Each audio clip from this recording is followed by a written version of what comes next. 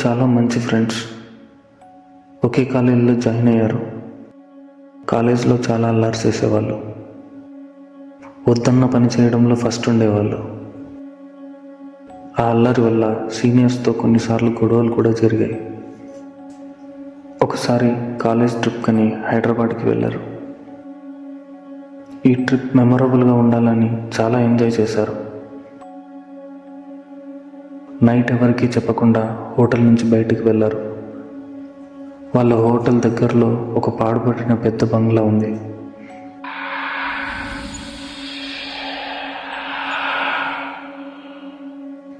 దాని ముందు ఒక చిన్న టీ కొట్టు ఉంది. వాళ్ళిద్దరూ అక్కడికి టీ తాగడానికి వెళ్ళారు. మాట్లాడుతూ విష్ణు ఆ టీ షాప్ అతన్ని హైదరాబాద్లో చూడవలసిన ప్లేసెస్ ఏంటి అని అడిగాడు. దానికి ఆ టీ షాప్ అతను, హైదరాబాద్లో ఏమేమి చూడాలో మీ ఫోన్ చెప్తుంది, కానీ ఏ ప్లేస్కు వెళ్ళకూడదో అది నేను చెప్తాను అన్నాడు. అందులో ఒకటే అక్కడ కనిపిస్తున్న ఆ బిల్డింగ్ అని పాడుపడిన ఆ బంగ్లా వైపు చూపించాడు.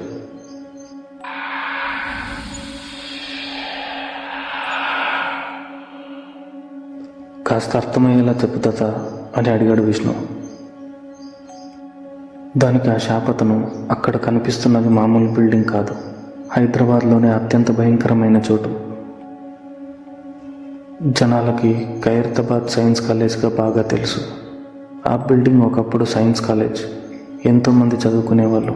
కానీ ఇప్పుడు పాడైన బంగ్లా మాత్రమే. ఆ కాలేజ్లో చనిపోయిన శవాలపైన రీసెర్చ్ చేసేవారట. కాలేజ్ బంద్ చేశాక ఆ శవాల్ని అక్కడే వదిలేశారట.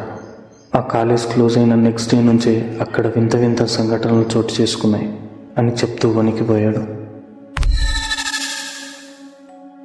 దాని గురించి ఆలోచనకు కూడా అతనికి చెమటలు పట్టించింది. అది విన్న విష్ణు, విజయ్ ఆ ప్లేస్ గురించి రీసెర్చ్ చేశారు. ఆ ప్లేస్ గురించి చాలా ఆర్టికల్స్ చూశారు.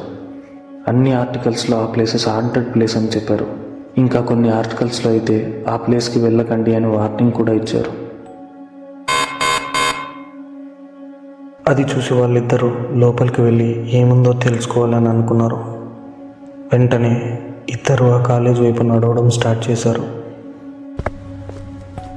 ఆ బిల్డింగ్ అన్న వైపులా మొక్కలు పెరిగాయి. చుట్టూ చీకటి. వెన్నెల వెలుగులో ముందుకు నడుస్తూ ఉన్నారు. విజయ్, ఫోన్లో కెమెరా ఆన్ చేసి పెట్టు అని విష్ణుకు చెప్పాడు. నెక్స్ట్ డే ఆ వీడియో అందరికీ చూపించి అక్కడ ఏమీ లేదని చెప్పడానికి ప్రూఫ్ కోసం ఉంటుంది అని అన్నాడు. అలా వాళ్ళు ఆ బిల్డింగ్ దగ్గరికి వచ్చేసరికి ఒక గబ్బిలాల గుంపు వాళ్ళ మీదుగా వెళ్ళింది.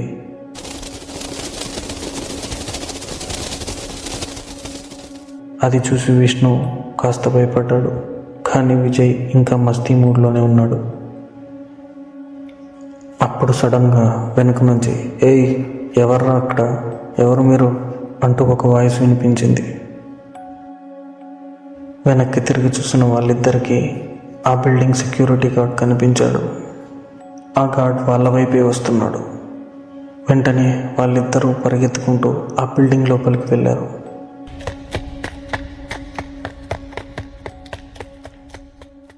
బిల్డింగ్ లోపలికి వెళ్ళిన వాళ్ళకి పెద్ద హాల్ కనిపించింది. హాల్ అంతా దుమ్ము ధూళితో నిండిపోయి ఉంది. అక్కడ ఏదో శవం కుళ్ళిపోయిన వాసన వస్తుంది. కానీ అక్కడ ఏమీ కనిపించలేదు. సడన్గా అడుగుల సౌండ్ వినిపించింది.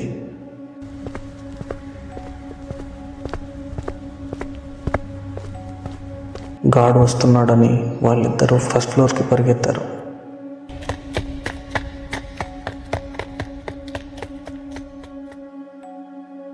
ఫస్ట్ ఫ్లోర్లో వాళ్ళకి ఖాళీగా పెద్ద పెద్ద రూమ్లు కనిపించాయి. అవి క్లాస్ రూమ్స్ అయి ఉంటాయని అనుకున్నారు. అలా కాస్త ముందుకు వెళ్ళారు. ఒక రూమ్ దగ్గర మళ్ళీ ఆ వాసన వచ్చింది. వాళ్ళిద్దరూ ఆ రూమ్లోకి వెళ్ళారు. అది ఒకప్పటి ల్యాబ్ అయి ఉంటుందని అనుకున్నారు. కానీ ఇప్పుడు అక్కడ ఏమీ లేవు. ఆ రూమ్లో ఒక పక్కన ఒక కిటికీ ఉంది. ఆ కిటికీ వైపు చూసిన విష్ణు ఒక్కసారిగా షాక్ అయ్యాడు. ఆ కిటికీలో ఒక అమ్మాయి దూకి ఆత్మహత్య చేసుకోవడానికి రెడీగా ఉంది. విష్ణు ఆ అమ్మాయిని కాపాడాలని అటువైపు పరిగెత్తాడు. వెళ్ళి తన చేయి పట్టుకున్నాడు. అలా పట్టుకున్న విష్ణుకి అది చెయ్యిలా అనిపించలేదు, ఏదో గట్టిగా ఉన్న ఒక చెక్కలా అనిపించింది. వాళ్ళిద్దరూ చూస్తుండగానే ఆ అమ్మాయి ఒక అస్థిపంజరంలో మారిపోయింది. అది చూసిన విష్ణు కళ్ళు తిరిగి అదే కిటికీ నుంచి కింద పడిపోయాడు. ఇదంతా చూస్తున్న విజయ్ షాక్లో అలానే ఉండిపోయాడు. ఆ కిటికీ దగ్గరికి వెళ్ళి విష్ణుకి ఏమైందో చూద్దామంటే ఆ అస్థిపంజరం ఇంకా అక్కడే ఉంది. భయంతో విజయ్ 2 అడుగులు వెనక్కి వేసి పరిగెత్తాలని తిరిగాడు. తన వెనుక చాలా అస్థిపంజరాలు అప్పటికే చుట్టుముట్టాయి. ఎలాగోలా ఆ రూమ్ నుంచి బయటకు పరిగెత్తాడు విజయ్. ఆ అస్థిపంజరాలు కూడా విజయ్ వెంట పడ్డాయి. అలా పరిగెడుతున్న విజయ్కి దూరంలో ఆ బిల్డింగ్ గార్డ్ కనిపించాడు. విజయ్ అతన్ని గట్టిగా పిలిచాడు, కానీ అతను పలకలేదు. అటువైపుగా తిరిగి ఉన్న గార్డ్ని చూసి అతని భుజంపై చేయి వేశాడు. ఒక్కసారి ఆ గార్డు విజయ్ వైపు తిరిగాడు. అంతే, విజయ్ గజగజ వణికిపోయాడు. ఆ గార్డ్ మొహం అంతా కాలిపోయింది. అది చూసిన విజయ్ గట్టిగా అరుచుకుంటూ ఆ బిల్డింగ్ బయటకు పరుగులు పెట్టాడు. పరిగెడుతూ కింద పడిపోయాడు.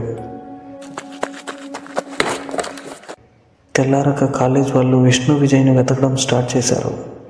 అలా వెతుకుతున్న వాళ్ళకి విష్ణు విజయ్ ఒంటి నిండా గాయాలతో స్పృహ కోల్పోయి ఆ బిల్డింగ్ బయట కనిపించారు. 3 రోజులు హాస్పిటల్లో ట్రీట్మెంట్ ఇచ్చాక స్పృహలోకి వచ్చారు. జరిగిందంతా వాళ్ళ ఫ్రెండ్స్కి చెప్పారు. కానీ వాళ్ళ క్లాస్మేట్స్ చెప్పిన మాటలు విని ఇంకా షాక్ అయ్యారు. మొదటిది ఏంటంటే, ఆ బిల్డింగ్ ఎదుట ఎలాంటి టీ షాపు లేదు.